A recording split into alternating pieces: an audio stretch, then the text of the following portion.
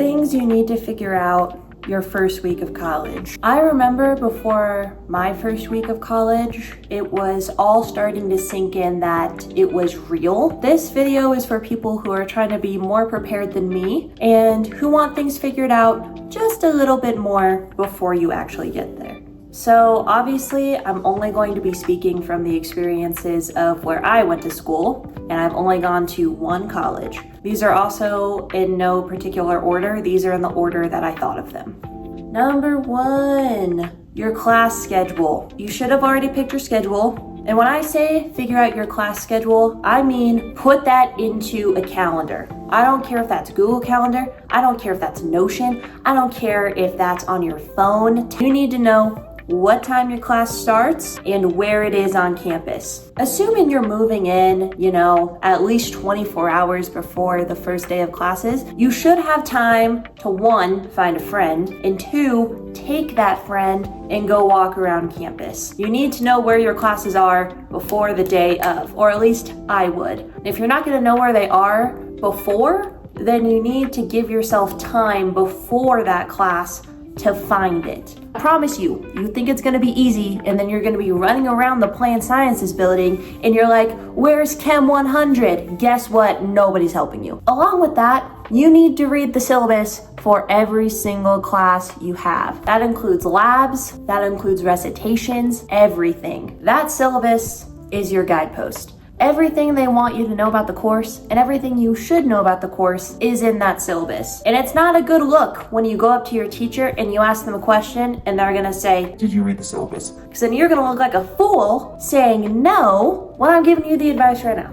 Find out how many exams you have, put those in your calendar. Find out if you have homework, put that in your calendar. Find out when the study group dates are that your TAs are gonna host. Put that in your calendar. Write everything down so it's all just there. Put it a day or 2 before the due date if you are a procrastinator, and you're gonna be fine. You're gonna get set up and you're gonna be good.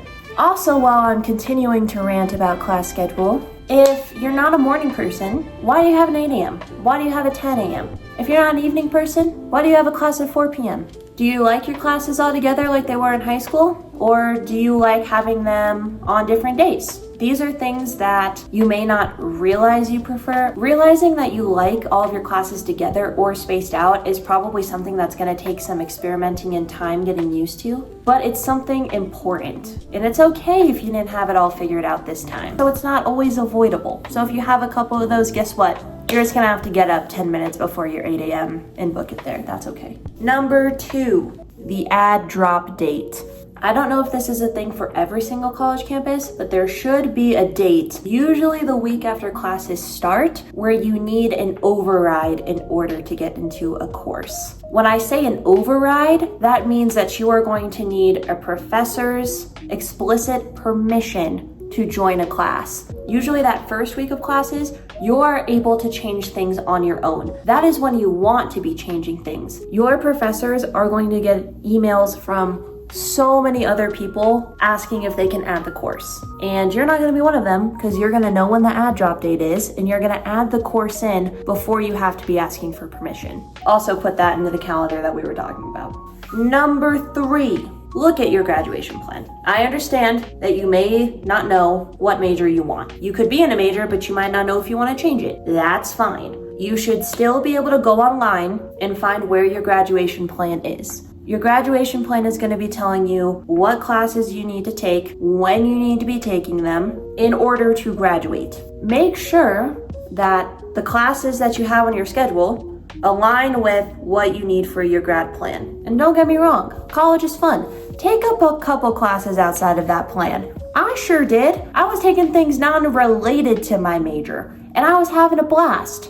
But don't forget, you need specific classes to graduate. And the sooner you understand what those are, the sooner you're gonna be able to know if your major is a fit for you.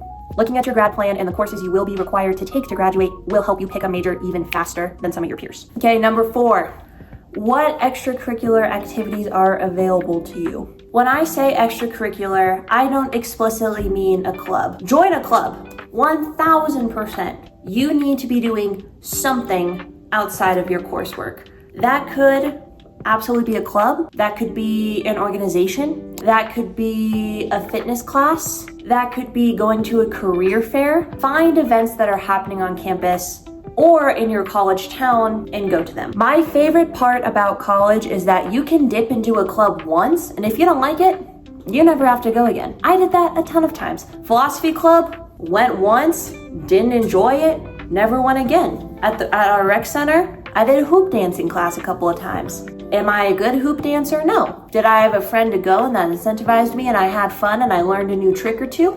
Yeah.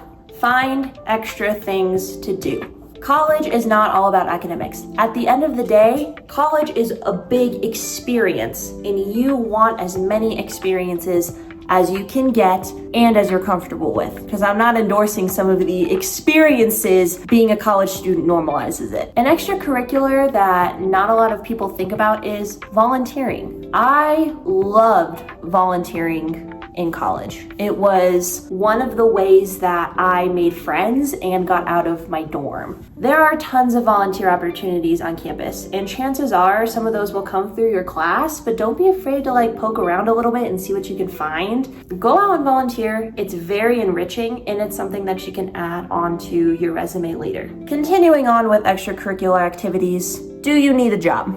Let's be real, most college students are broke. Everyone's financial situation looks different. Some kids are getting an allowance once a week, once every 2 weeks from their parents still. Some kids have scholarships to help cover their costs. There are tons of part-time things that you can do on campus or in your college town. Personally, it took me a while, but I became a tutor. I worked a concession stand at a volleyball club. Get creative, look around, find a little way to get some extra change in your pocket. You will need it in the future. And then you're gonna come back and you're gonna comment, thank you on this video, I know. Okay, I don't remember what number I'm on. The next thing that you need to know how to do or figure out is how you are going to manage your time. You know, they're gonna tell you the rule of every hour or credit hour you are in, you need to spend 2 outside of class for that same thing. Rough guideline, rough.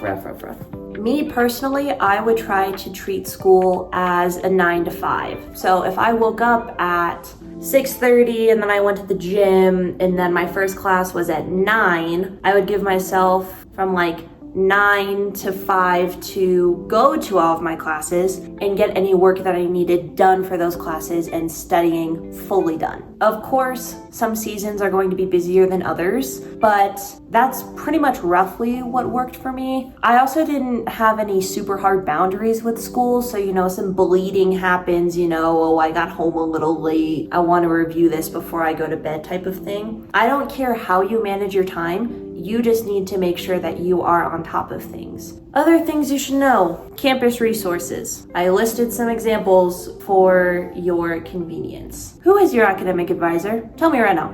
Some academic advisors are more useful than others. I loved my academic advisor. I actually had 3. I loved my last one because her and I thought the same way. You probably know who they are, have met them, just get to know each other and kind of see what they can provide you. A lot of campuses will have a writing center. So if you need to learn how to write an email or need help with a paper, go to the writing center. They're going to be super useful. Also, while I'm on that topic, you need to know proper email etiquette because some professors will not answer you if you do not write a respectful, well-structured email. The tutoring center. That was my favorite place to be on campus. I went to the tutoring center almost every single semester for a class, and they're always super helpful. I actually loved the tutoring center so much I became a tutor. And also, a lot of the time these resources are free. They're for you. Oh, and the last one I had was the health center. They'll have things like mental health services, maybe even routine checkups. They're mostly there for little things, like to pick up a prescription or whatever. But if you come back after spring break, you're like, I need an STD test, go to the health center. They're gonna help you. My final thing that I'm gonna say you have to have figured out is, what do you want college to look like for you? I'm not saying you have to set goals, but you should have an end goal in mind besides get my degree. Me personally, I was very shy coming into college. I didn't know if I liked my major and I wanted to become a completely different person coming out of college than when I started. And some of the ways that I achieved that are through some of the things that we talked about earlier in the video. Trying to volunteer more, trying to join a club, making sure I'm on top of things in school so that way I have time to explore other avenues. You might want to dabble in research. You might want to start your own club and build your leadership experiences. You might want to start building your resume and get an internship. You might want to say, screw all that, I want to party, I want to have fun in my youth. And do that safely and carry Narcan. But just know roughly what you want your experience to look like. College looks different for absolutely everybody, and that's the fun part. Alrighty, I hope that any incoming college freshmen, this did not freak you out because it is not supposed to. Everything in this video was intended to be helpful, and if I think of anything else, I'll probably make part 2. If you have any questions of things that you would like answered if you're an incoming freshman into college, don't be afraid to comment and I might reply or just make a part 2 to this video, you never know. But either way, the biggest piece of advice I have to you is to relax. Have fun. It's all gonna work out. You're gonna get to the end of your 4 years and be like, where did that go? Anyways, if you find this useful, don't be afraid to drop a little like because I'm a small channel and I genuinely enjoy talking about all of these topics. I'm expecting this video to be one of a little bit of a series, so if you enjoyed it, subscribe because there is more to come. And yeah, I'll talk to you next time.